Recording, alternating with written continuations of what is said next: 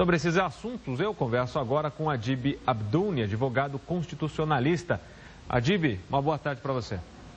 Boa tarde, Pedro. Boa tarde aos seus espectadores. Vamos começar falando do ex-ministro Antônio Palocci. Ele fechou esse acordo de delação premiada com a Polícia Federal, mas ele tinha tentado fazer um acordo com o Ministério Público que não deu certo. Como é que funciona essa negociação? Porque o Ministério Público e a Polícia Federal, eles são órgãos que podem fazer um acordo de delação? O acordo de delação, Pedro, hoje é só feito pelo Ministério Público Federal. Existe uma discussão no Supremo, é uma ADI que está ainda em apreciação, se não me recordo, é a ADI 5608, que discute sobre ou não a competência da Polícia Federal em firmar este acordo de delação. Como esse acordo de delação está sendo aí avaliado o juiz vai ter que homologar esse acordo. Independente de firmar com o delegado, o juiz tem que aceitar, ou seja, homologar para ter validade e os efeitos serem gerados. Como ainda não há uma discussão, uma definição, na realidade, com relação a esta delação, ela não vai surtir os efeitos. Então, o que nós temos aí? Nós temos o Supremo tem que decidir sobre essa ADI, se a Polícia Federal pode ou não.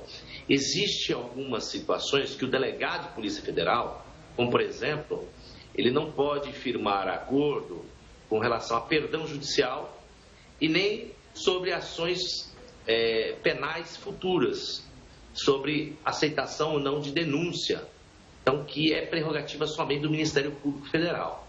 Então, nesse caso, há uma divergência sobre quem pode e quem não pode, ou seja, o MPF, normalmente, já houveram outras situações, inclusive aí com alguns alvos da Lava Jato, que não conseguiram firmar com a Polícia Federal. Só que chegaram a lavrar, mas não foi homologado.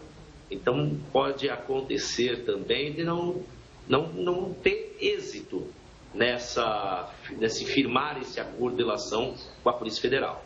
Então, a gente pode dizer, Adib, que a delação feita com a Polícia Federal, ela é mais fraca do que a delação feita com o Ministério Público? Veja bem, não é que é mais fraca, ela por enquanto não foi aceita pelo juiz. O juiz não aceitou até agora, por isso que existe uma discussão no Supremo sobre uma ADI, uma ação direta de inconstitucionalidade, que está sendo firmado, o posicionamento, se vai aceitar e de que forma vai ser aceita as delações firmadas pela Polícia Federal. Agora, pelo MPF, já foram, as demais foram realizadas pelo MPF e foram homologadas pelos juízes, como o Sérgio Moro e dentre outros, só que até agora não é que força maior que a outra, a delação é uma só, é um acordo, ele sai da área extrapenal, ela sai do penal e vai para uma área, na realidade, que é um acordo, né? Um acordo, ele vai ser executado na área civil ou às vezes tem penalidade criminal, mas dificilmente terá uma homologação pelo juiz, tem que homologar. Não tem validade nem do MPF e nem da PF se um juiz não homologar. Agora, Adib, indo para o caso do ex-presidente Lula, em relação à investigação do sítio de Atibaia, o juiz Sérgio Moro disse que vai manter o processo em Curitiba. Ele tem autonomia para bancar essa afirmação? O que ocorre? O juiz Sérgio Moro, quando ele afirmou que não vai ainda se manifestar sobre a exceção de competência, não é que ele quer descumprir um ato do Supremo. O Supremo tem um julgamento que foi realizado há pouco tempo pela segunda turma. Essa segunda turma ela tem que proferir um acórdão, ou seja, aquela decisão do colegiado transforma num acórdão. Esse acórdão tem que ser publicado e ele tem que tomar conhecimento do conteúdo deste acórdão para que ele possa cumprir a decisão do Supremo. Então, enquanto não se resolve, não tem o conhecimento amplo e restrito do acórdão, ele tem que permanecer do jeito que está o processo, até porque, se ele cometer qualquer ato antes do acórdão, ele pode chegar a ter um erro judicial. Então, para que ele não cometa nenhum erro, ele tem que ter uma precaução. Seria muito mais... ele pode suspender o processo e o prazo prescricional e manter o processo até que o Supremo envie a decisão.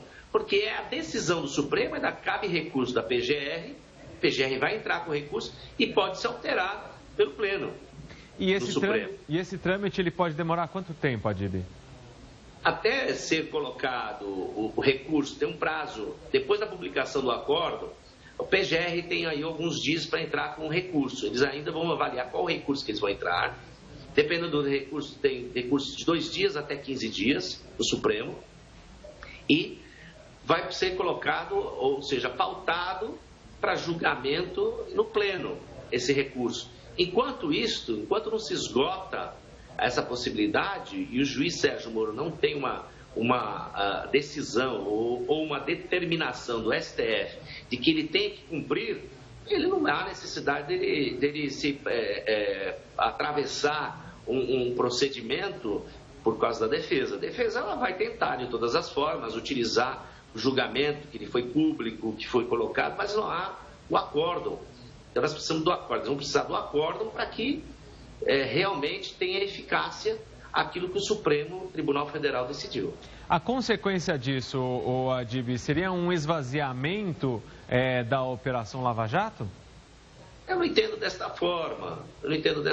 Porque o juízo em São Paulo, transferindo a competência para o juiz de São Paulo, eles não vão deixar de cumprir o mistério judicial. O São Paulo vai cumprir a mesma coisa que Curitiba, só que com interpretações diferenciadas.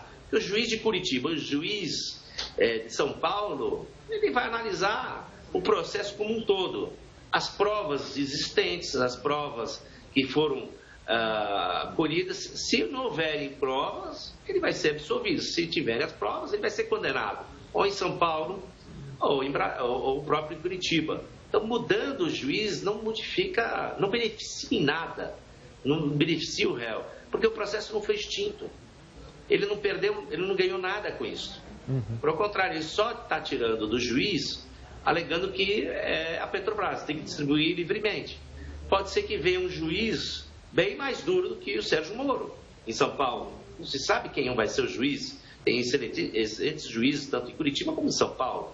E as decisões, elas são de diversas interpretações, e a interpretação cada um vai conforme as provas que estão lá.